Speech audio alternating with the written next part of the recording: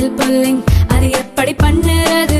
காலையில் எழுந்ததும் எதுவும் சாப்பிடாமல் இதயம் வளத்தை வாயில ஊத்தி நல்லா கொப்பளிக்கணும், அப்புறம் அதை துப்பிடணும். இதுதான் ஆயில் புல்லிங்.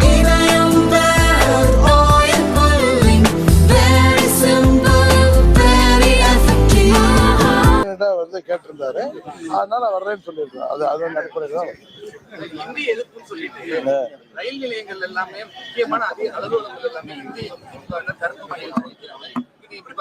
முன்ன வந்து அண்ணா அவர்கள் காலத்துல 65ல ஹிந்தி திணிப்பை எதிர்த்து போர் நடந்துச்சு.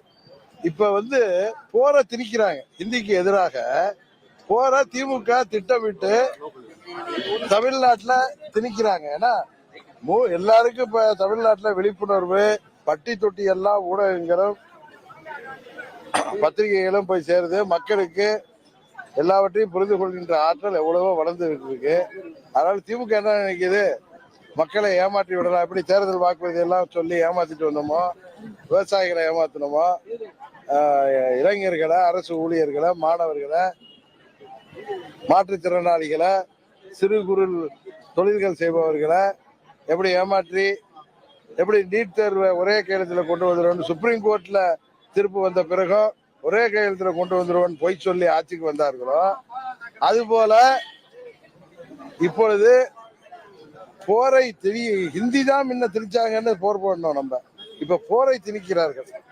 என்னன்னா அப்படி சொல்லி மக்களை திரட்டி அவர்கள் மீது உள்ள கெட்ட பெயரை இந்த ஆட்சியில சட்ட ஒழுங்கு சந்திச்சிருக்குது. பட்டி தொட்டி எல்லாம் போதை மருந்து வியாபாரம், அதுல திமுகவின் ஆசையோடு நடைபெறுகிறது. காவல்துறையின் கைகள் கட்டப்பட்டிருக்கு. பள்ளிகள் அருகிலேயே தடை செய்யப்பட்ட புகையிலை பொருட்கள் விற்பனையை தடுக்க முடியல. கொலை கொள்ளை, சிறுமிகள் முதல் வயது முதிர்ந்தவர்கள், பெண்களுக்கு எவ்வளவு பாலியல் தொல்லைகள்.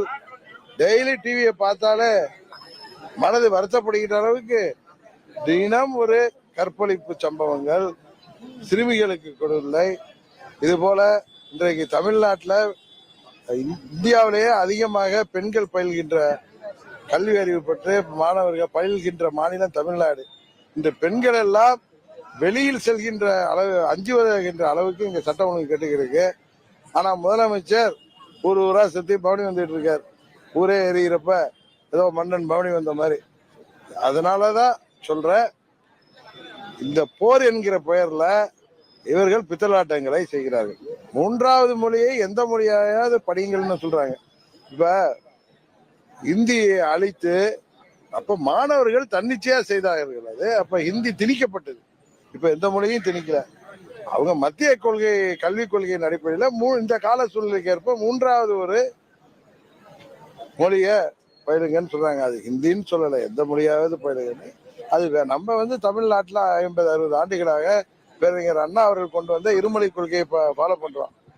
இதுவே எங்களுக்கு போதும், எங்களுக்கு நிதியை கொடுங்கன்னு சொல்லி முதலமைச்சர் போய் பிரதமரை சந்தித்து கேட்பதை விட்டு இங்க சும்மா இங்க கடலூர்லயும் அங்கேயும் ரோட்ல நின்று சத்தம் போடுறாரு. அவங்க கட்சிக்காரங்களும் சட்டம் ஒழுங்கு போக்குவரத்தை பாதிக்கிற அளவுக்கு இன்னைக்கு அவர்கள் மறியல்களும் போராட்டங்களையும் இந்த மாதிரி ஹிந்தியில இருக்க போர்டையும் அழைத்து இதனால என்ன சாதிக்க போகிறார்கள் என்பது தெரியவில்லை. மக்கள் இதற்கெல்லாம் 26 சட்டமன்ற பொதுத் தேர்தலில் தக்க பதிலடி கொடுப்பாங்க. செய்தியாளர் சந்திப்புல வந்து டாக்டர் கிருஷ்ணசாமி வந்து இருமொழி கொள்கை மட்டும்தான் கொண்டு நடமுடிச்சாருன்னா 356 பயன்படுத்தலாம். இன்னொன்னு தெரியுமா, அல்ல அது அவருடைய கருத்து. முதல்வர் வந்து எங்கேயோ பேசியதாக தொலைக்காட்சியில பார்த்தேன். தமிழ்நாட்டில இருந்து வரி கூட இயக்கம் நடத்தும். வரி எல்லாம் இன்கம் டாக்ஸ் மத்திய அரசாங்கம் இது பண்றாங்க. ஜிஎஸ்டியே மத்திய அரசாங்கத்துக்கு உட்பட்டது. இவரா போய் இவரு ஒரு மௌனமா போய் கல் பண்ண முடியும்? இல்ல உங்க குடும்பத்துல உள்ள நிதிகள் போய் கல் பண்ணுவாங்களா? வரிய வசூலிப்பது ஜிஎஸ்டி யார் வசூலிக்கிறா?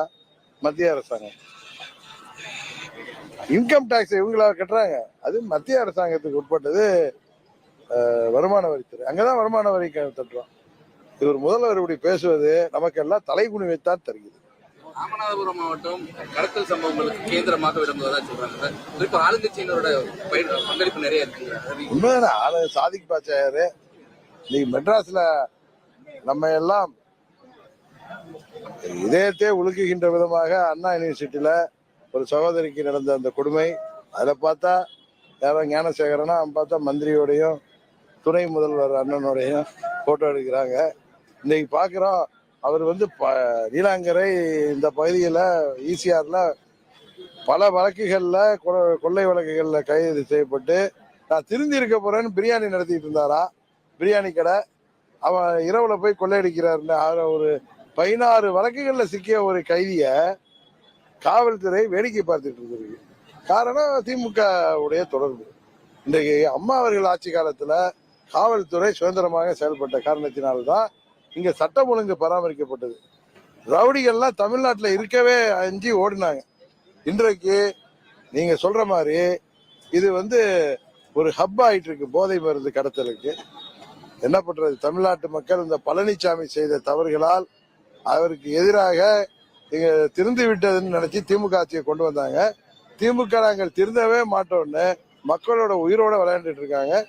26 தேர்தலில் இதற்கு சரியான முடிவை தமிழ்நாட்டு மக்கள் தேசிய ஜனநாயக கூட்டணிக்கு ஆதரவளிப்பது மூலம் வழங்குவார்கள்.